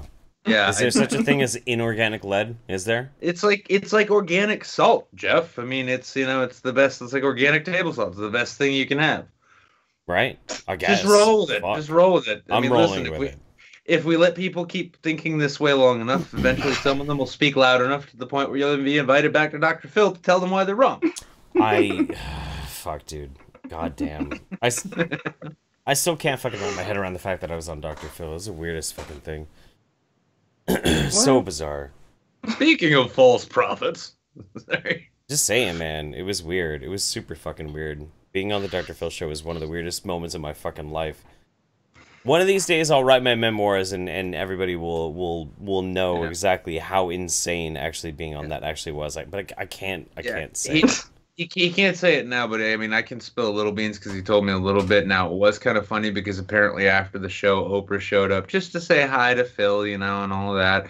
And as soon as she saw him, she just said, I loved Freak on a Leash, and no one knows that. So, yeah, cheers to you. Fuck you, you piece of shit. God, I don't even look like Jonathan Davis anymore. I totally look different. I don't look anything like Jonathan Davis. Listen, I mean, some things just stick, and other times I just need to fill dead air. Serete Cucci says, Nick, Dizzy was a trooper who gets gibbed at the end of the first chapter because one of the enemies got a lucky shot that got through his armor. This is meant to show the M1 mobilized infantry was not invincible. Yeah, no, it's just that they flipped it up so that like Dizzy could just be somebody that Casper Van Dien fucked in a tent. Right. So that the bad guy from wait, no, that wasn't the bad guy from RoboCop. Who the fuck was that? Because that's Foreman's dad from that 70s show. No, no, Yeah, so no. It wasn't Foreman's dad. From I know that it was 70s show. I know it was a different actor. I'm just always confusing two of them because of the shapes of their heads. By the way, so we referenced Stacy Keach earlier today, and I was like, Stacy Keach, yeah, that sounds familiar. Wasn't she like really pretty? And I look, I'm like, oh, that's a fucking ugly dude. Oh my god. Yeah. I'm trying to remember his. I think what is his name from Starship Troopers? He played the teacher. Fuck. This is gonna drive me crazy. I don't want to look it up, but I'm gonna look it up. Not the drill sergeant, though, right? No, I'm thinking like the main dude, the main Casper Van Dien was the main Ratsack. Yeah. Oh, yeah. Professor Ratsack. Michael Ironside. That's who it was. That's him. Yeah, Michael Ironside. Yeah, fucking Michael brilliant actor too. Mm-hmm. And with a name like that, you gotta wonder if his agent came up with it too. It's like his original last name was just like some I don't know, like Jones or something, like Michael Jones. We're gonna call you Ironside. It's like, what am I, a ship? Am I a battleship now? Mm-hmm. You fucking better be, boy. Hollywood's a rough bitch. Oh, But you can see though why I confused him with Foreman's dad. You know, it's that I can see it. It's that angry look, that perfectly shaped bald head. And again, that I'm half surprised. Like, Rico, finish banging out that character before I turn your ass into a hat. Like, you can see that, being written into the script. I could see it. I think, honestly, at this point, I'm going to come up with I'm going to bring it to Reddit. First time I'll ever post on Reddit, it'll be a conspiracy theory about how that 70s show was just a really obscure retelling of the film version of Starship Troopers. I think I got a bright future as a Redditor, I think you do. I think you absolutely do. For sure, man. Jesus fucking Christ. Welcome to the I Read It Wrong subreddit. Here I'm going to talk about how Aldous Huxley wrote endlessly about Big Brother and the war against Eurasia. What the fuck, man? So ridiculous. Holy shit. All right, so what we should probably do, we got a format to follow. Yeah, just real quick, Alyssa, so you'll appreciate this one. Today I'm going to review Slaughterhouse-5. It's a wonderful novel about how car maintenance is important to keep your marriage going. Okay, fair. All right. Jesus Christ. Nice. All right. So we've got a little bit of a format that we got to follow, and I actually need to change up the studio and make sure this is all set and ready for it, because I'm a dumbass and I totally forgot to do that earlier. Wait a second, Sergeant. I'm sorry. I mean, it's a super chat that just came in, but I saw this. Sergeant Zim was played by Clancy Brown, who also plays Mr. Krabs. So. Oh yeah. What? Yeah. Really? That you could do a Reddit thing on how SpongeBob and Starship Troopers are in the same universe. I don't know. Well, they definitely are. Good. Listen, Plant is the. No, I'll come up with something. Don't worry, I'll figure it out. This is gonna be great. It's gonna be another YouTube Saints special. Now, I don't know if you know, or if most of our viewers probably know, but this show, the lost episode, the pilot, as it was. Mm-hmm. Was Jeff and I drinking and reviewing Amazon products that we don't own. That is exactly what it was. I think it might be fun to review some books that I've never read. That's fun. Read the synopsis just so I know the characters' names. And then it'll be like, well, listen, my review of Twilight, frankly, the fact that Edward Cullen would not stop talking about Bitcoin, I couldn't get over it. That's pretty fair, actually. Yeah, I think it's a bright future for me as a Redditor. I think certainly so, not as a YouTuber, but maybe a Redditor. God fucking damn. All right, so no, I got that all set up now. So what I need to do really quick, I'm going to go to hold screen and I'm going to send you a link to our My Circle. And that way we can watch together. And now for the record, I do believe that the Undersubbed this week is actually a larger channel than our guest. So in addition to the Undersubbed this week, do definitely again go check out PoorOldKilgore over on YouTube. Go subscribe, hit that little bell, feel it, imagine you'll get notifications. Imagine YouTube works. Just imagine. Just imagine. All right, sweet. It's gonna start breaking out into Wonka songs soon. It's gonna come with me. And you'll be in a world of pure imagination. Notifications work. Videos are posted. I'll figure out the rest later. Tonight is the night of incomplete jokes. By the way, this episode of the YouTube Saints brought to you by Incomplete Jokes. If you don't know how to tell a full joke, go ahead with an incomplete joke. Enter the coupon code I'm Not Funny and get 50% off your first half-completed joke. All right, so you're going to have to introduce to everybody who the Undersubbed is, because you picked it this week, Nick. I did. It was last minute, and I picked it this week. Now, so we were supposed to have DikPix on, and we are going to get them on. Now, it's a pair of British Netflix reviewers who do it rather brilliantly. And they've got the secondary channel called DikPix. And DikPix is where they offer genuinely drunken commentary and sort of shitposty reviews on the films in ways that you're kind of accustomed to seeing on YouTube. So it's like, here's the top 10 directors who didn't like their lead actors. Here's the top 5 actors who didn't like the makeup department. You know, those kind of things. Well, they came out with this one, and this, honestly, this particular video, and we'll play as much of it as we goddamn please, because punctuality is costly, motherfucker,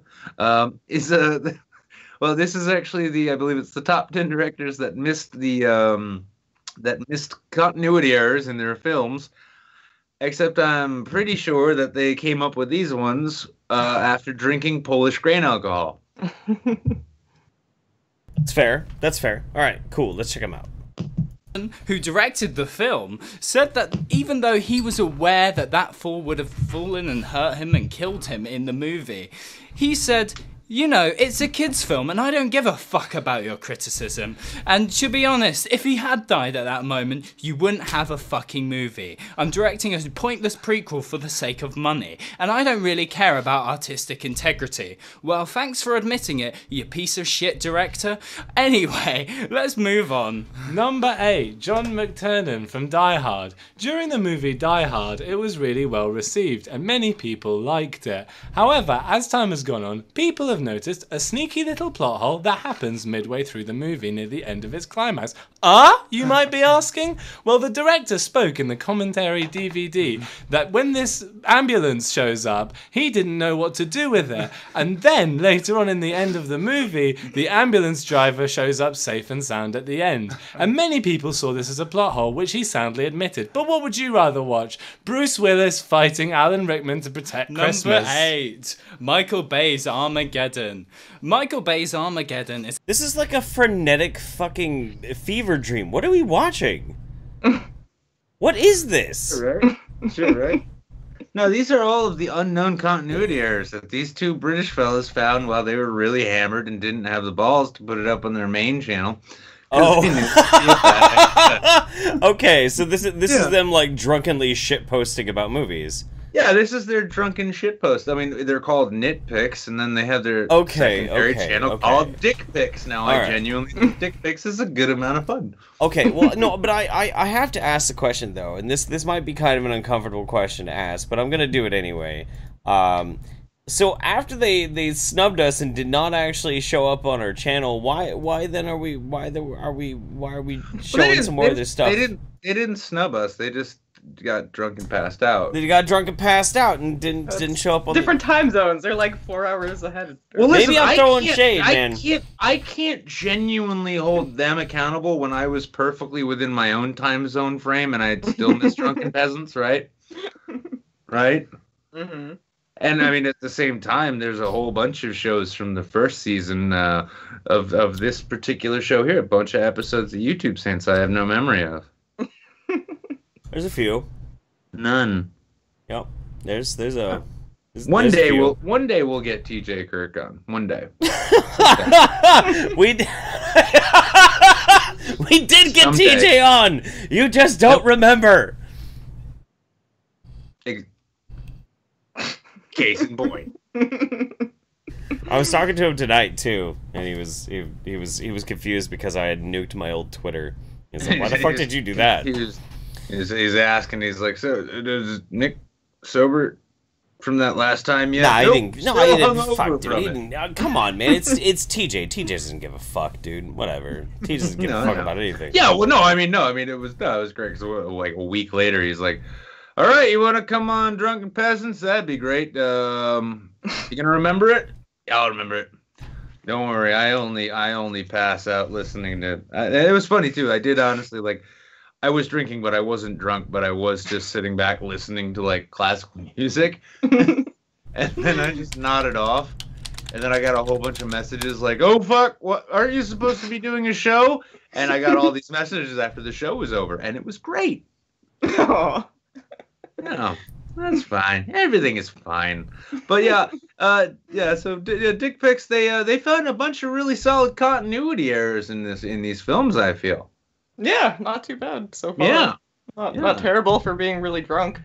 That's true. Yeah. That's true. It could be worse. Yeah. I mean, it could be worse. I didn't think they were that drunk, like listening to them at first. Oh, They're no. I like just listen to it a little bit longer. You'll hear how drunk they are. I just wasn't paying like really close attention, and they're British, so you can hear it. Like just like check this out. It's a classic movie set during the 90s where a bunch of spacemen drill on the moon. Well, the big plot hole. Drill on the moon. Yeah. Yeah. Yeah, they're drunk as fuck.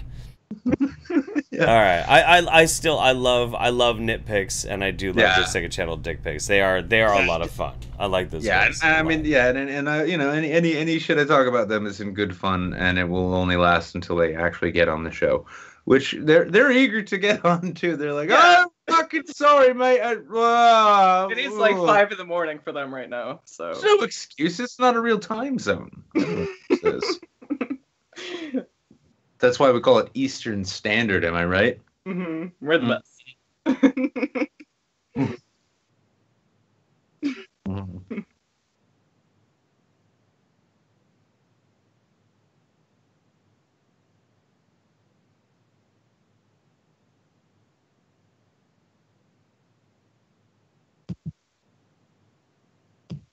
Yeah, that fucking blows my mind though that he's Mr. Krabs.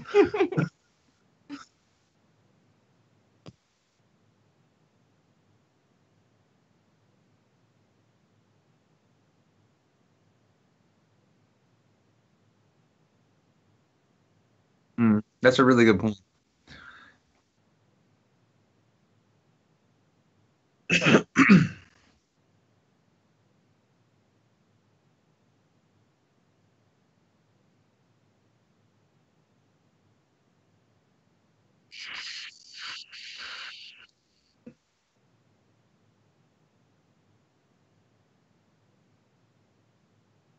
Even in Red Planet, if not mistaken.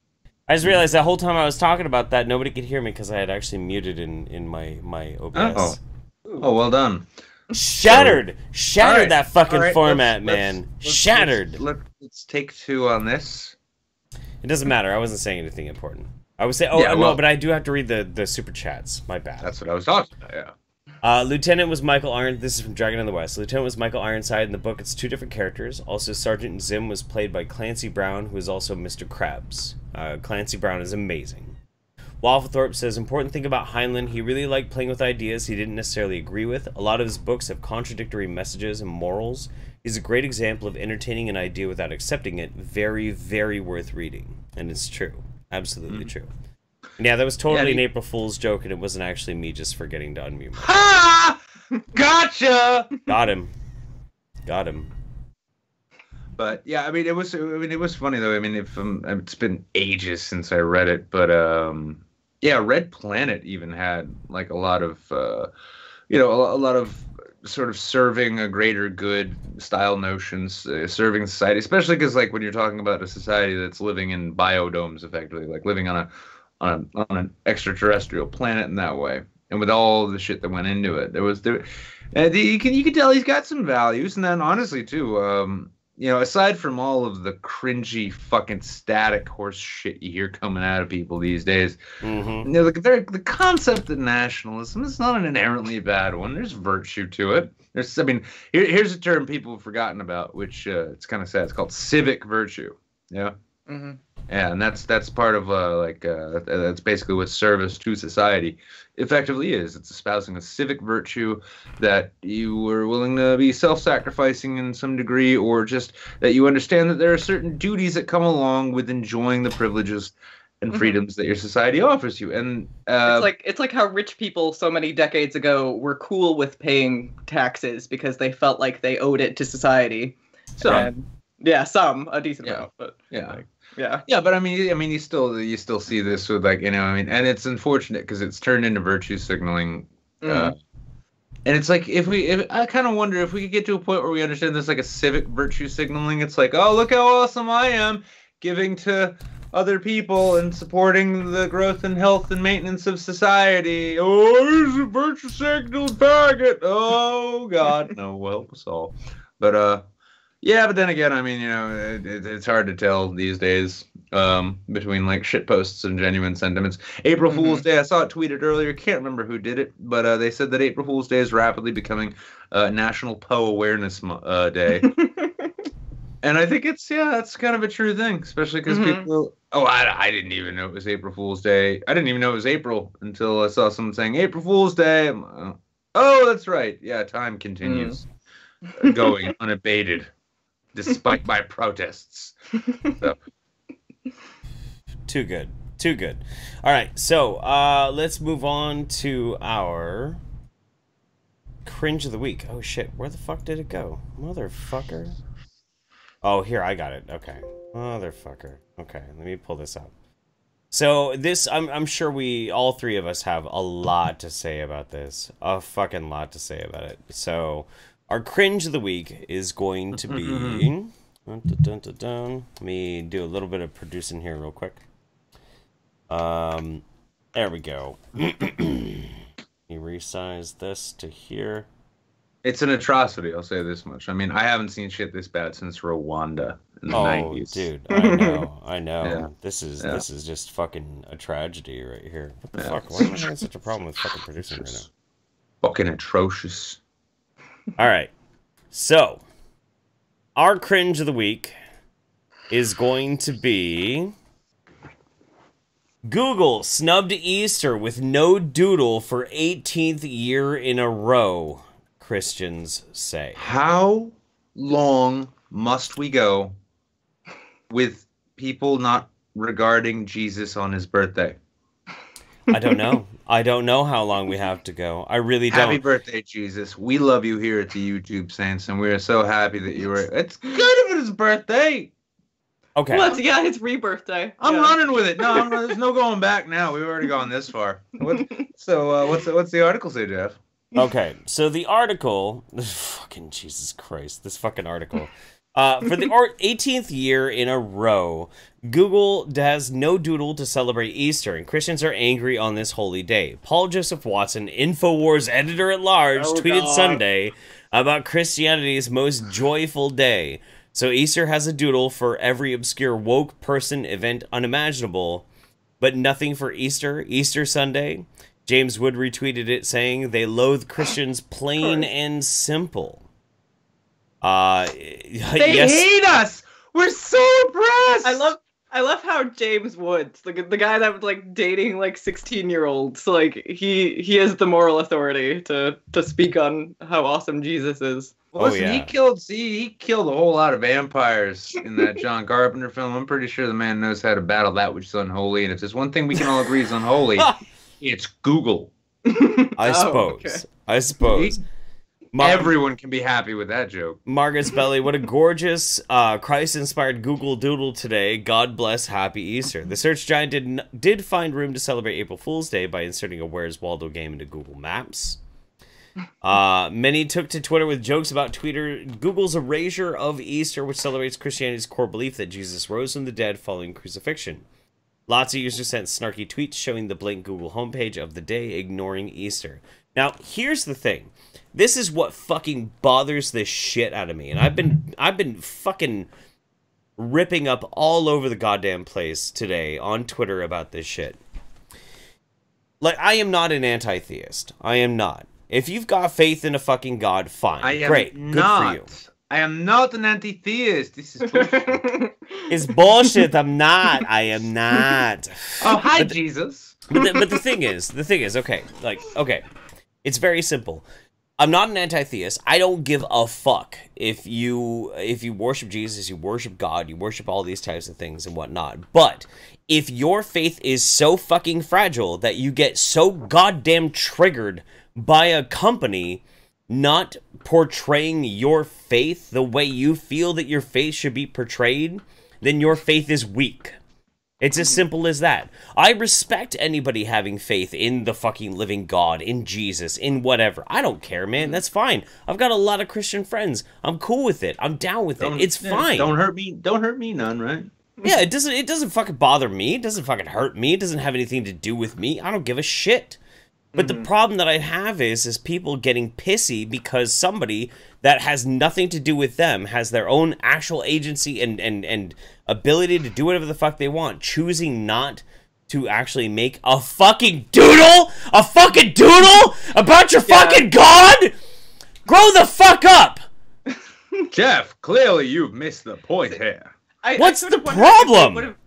I sort of wonder if they would have been like satisfied with like a doodle with like an Easter bunny and Easter eggs, if that was like, if an acknowledgement of Easter would have been acceptable, or if it had to include like Jesus on the cross in it, or like the empty tomb, like right.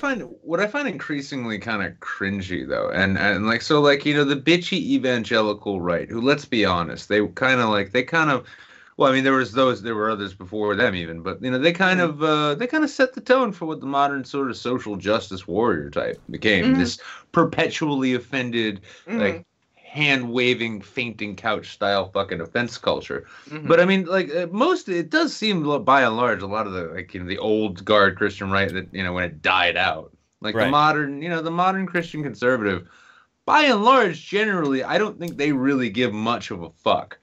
Like, I don't, you know, I mean, some of them are out there, but I mean, if we're going to take Margaret Spelly, if we're going to take Margaret Spelly, Paul Joseph Watson, and James Woods, this is not genuine outrage about the fact that Google isn't celebrating Easter. This is actual virtue signaling.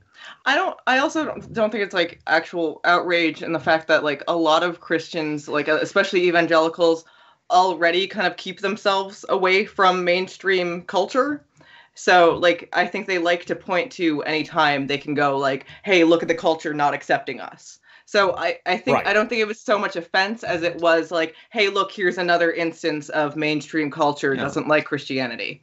Yeah, most Christians, I mean, and if you're a good Christian who studied what Jesus, you know, was teaching, wasn't there a whole bit about, like, don't make a big show of your faith, let your faith be something between you and the Lord and all that?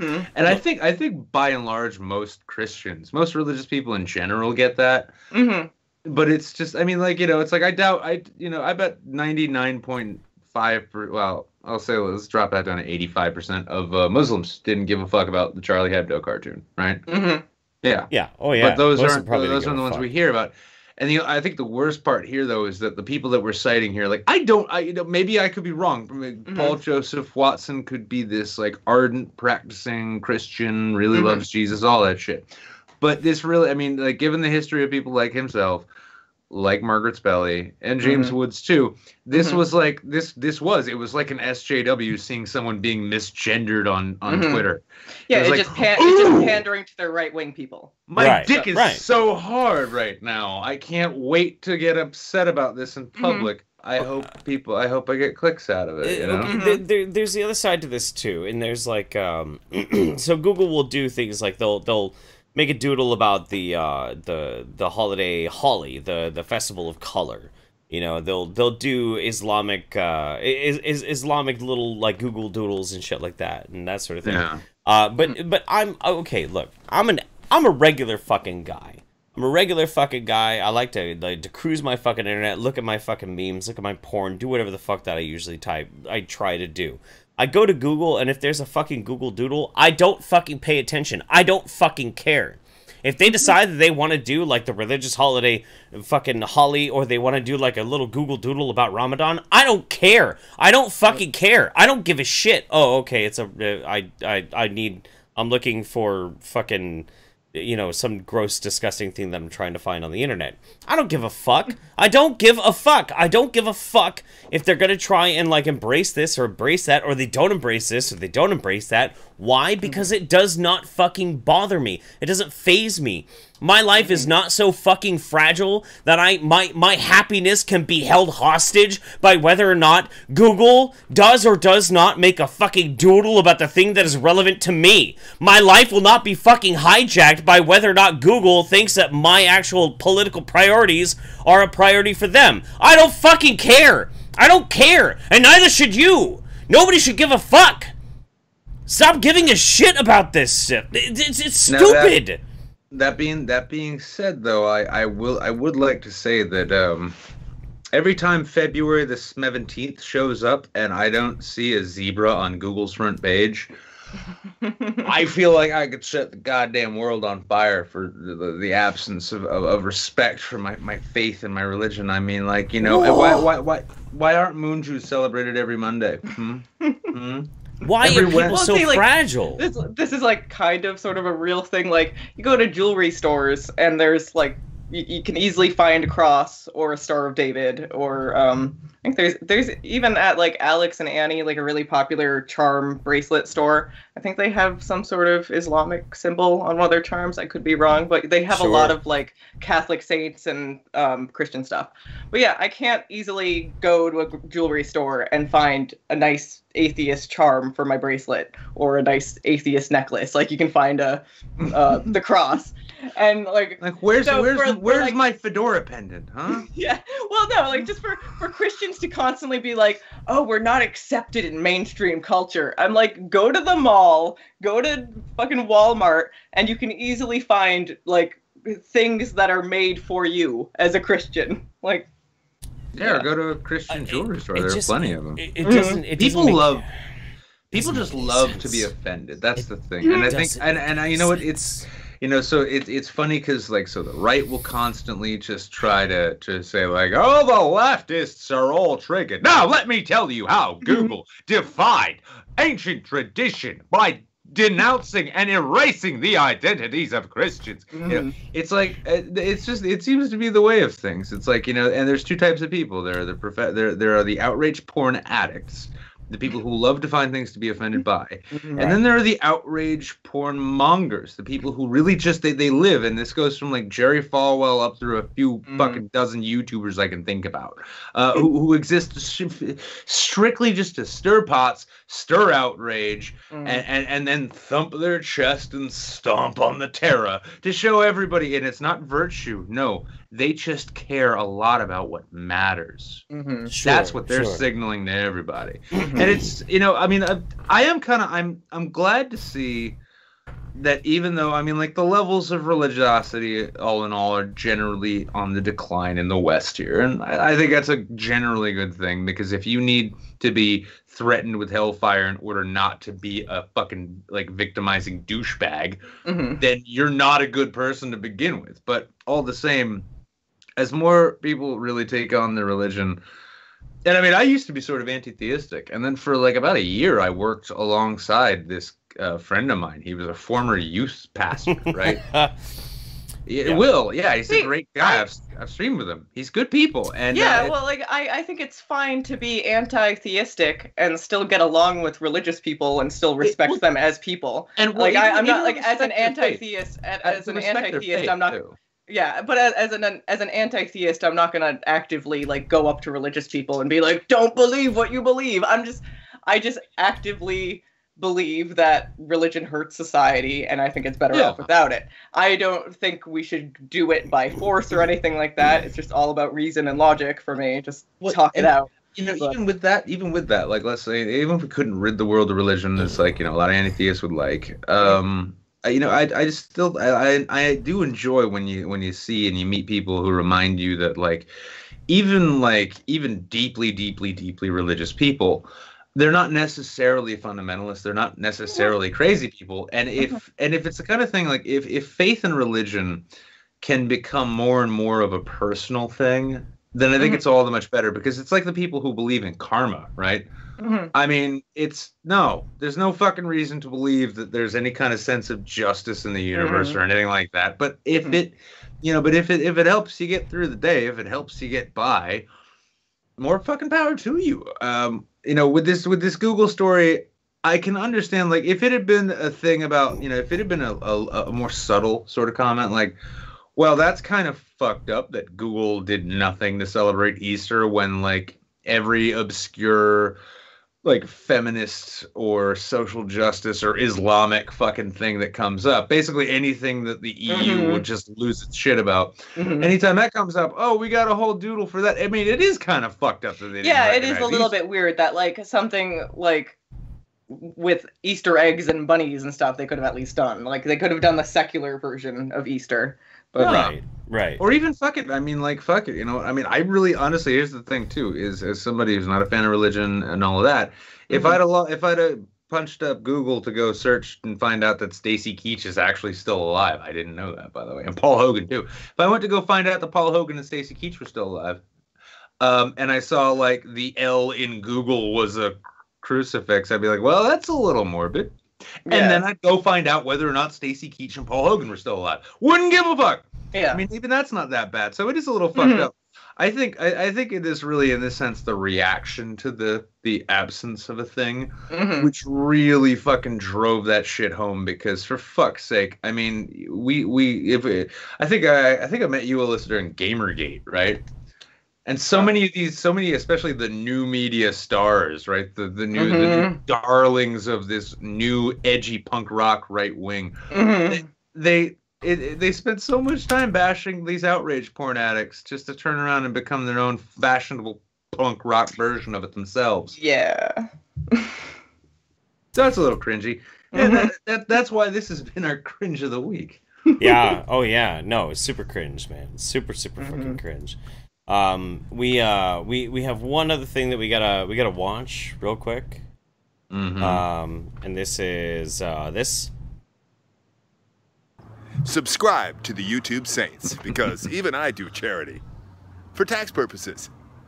Yes, Mr. Warcock. Yes, that's that boy right there. Yeah. Now, if you guys want, and I'm not saying you should go cyberbully or harass anybody, but if you flood Brad Warcock's mentions with, hey, you need to go on YouTube Saints, we might convince somebody to slip him a tenner so he can come and do it. Yeah. William Savage says, which is tastier, black licorice or Halloween wax lips?